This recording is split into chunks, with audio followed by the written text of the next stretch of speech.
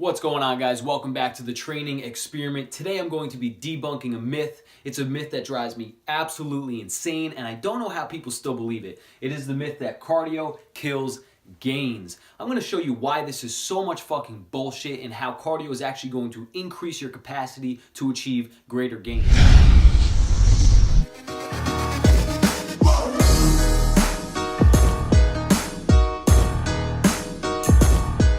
Understanding what cardio is in the first place. Cardio is short for cardiovascular. The cardiovascular system inside of your body is responsible for transporting blood throughout your body. It's also called the circulatory system because it's constantly circulating blood throughout your entire body. Blood carries extremely important things when we're talking about performance and recovery. Things like hormones, oxygen, amino acids, electrolytes, and the list goes on and on and on. What is responsible for pumping these nutrients and pumping this blood throughout your body? It's a little tiny muscle the size of your fist, and it sits inside your chest. Anybody. The heart is responsible for pumping blood and circulating blood throughout your body. How do we make the heart more efficient and better at its job? How do we do this? By training the heart, okay? And what type of training trains the heart? Cardiovascular exercise. You see, the only time cardio is going to diminish any gains in strength, power, hypertrophy is if you're doing excess cardio in comparison to your strength, power, and hypertrophy training. For example, if you're only training 2 or 3 days a week for strength, power, and hypertrophy, but you're training 4 to 6 days a week of cardiovascular exercise and you're running 90 minutes a day compared to just lifting 30 to 45 minutes, your results in strength, power, and hypertrophy are going to decline. You're going to be losing muscle mass and you're going to feel weak in the gym. Although you're going to be able to run 8 miles like anybody's goddamn business. Okay, but say you swap that, right? You're only doing 2 30-minute slow steady state cardio sessions a week compared to 4 hard 45-minute strength, power, and hypertrophy training sessions a week. What side of the pendulum over here is going to see greater results?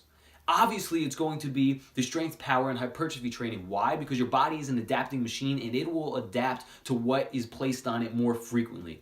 Okay, so you're not going to be able to run a fucking marathon if you're only running 2 days a week for 30 minutes, but you will be getting stronger in the gym and you will be gaining more muscle. You see, a lot of motherfuckers out there who are obsessed with gaining muscle, they have this weird idea stuck in their head that if they do 30 minutes of cardio a week, they're going to go from 200 pounds to 160 pounds soaking wet the next morning. And it just doesn't fucking work like that.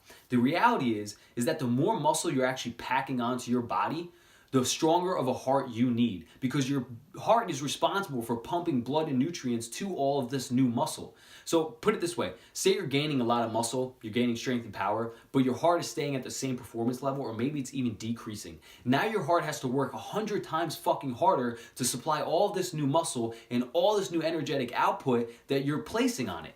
The demand is just too high. Okay, so if you're going to see diminishing results if you have a weak heart, okay, but you're still trying to gain all this muscle and increase your power and strength. If you want more optimal gains in strength, power, and hypertrophy, you need a strong heart that's going to be able to supply all this new muscle with what it needs to recover and perform. This doesn't mean you have to run 6 days a week for 90 minutes, maybe 3 days a week for 30 minutes on a cycle, okay? Just cycling away, nice, slow, steady state. You are not going to wake up the next morning 30 pounds less. I guarantee you feel better. You're going to be less sore. You're going to be circulating all this cellular waste product from all the damage that you're doing to your body through weight training. So it's only going to help you in the long run. Listen, you don't want to be fucking 35 years old walking up Giant Stadium with your kid and you have to stop at the top for 2 minutes because your heart feels like it's pumping out of your chest and you're out of breath. Okay, you don't want to do that. This ticker inside your chest right here is the reason you're alive. And I'm telling you, when it stops, you're dead. But if you have problems with this in the future, it's going to be a crazy amount of immense suffering, and you do not want that. You can sacrifice 5 pounds of maybe the potential greatest amount of muscle mass that you could ever achieve for a strong heart. And I guarantee it's going to make you feel happier as well. There's a lot of mental health components associated with endurance training as well. There's a lot of endorphins, a lot of serotonin that is produced through cardiovascular exercise. Do not miss out on this. It is a key component. Not only this, okay, but a lot of people miss the simple fact that it really comes down to your programming. How good are you at creating a program around your goals? Okay, because if you're good at creating a solid program, you don't have to worry about if you're doing too little cardio or too much cardio because you have it dialed in.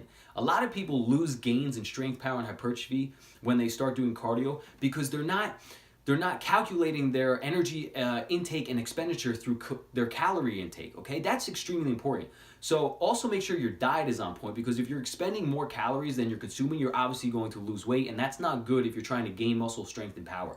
And cardio will have the potential to diminish your results if you're not keeping in on the calorie intake that your body requires in order to obtain the goals that you're trying to reach. But overall, cardio itself is only going to increase your capacities to 1, recover, 2, perform, and 3, feel 10 times better. The better you feel, the better you're going to be able to lift. The better you lift, the better you feel. It goes hand in hand. All right, guys? Cardio does not kill gains. Too much cardio kills gains. Doing cardio the correct way will help you gain more gains. Peace.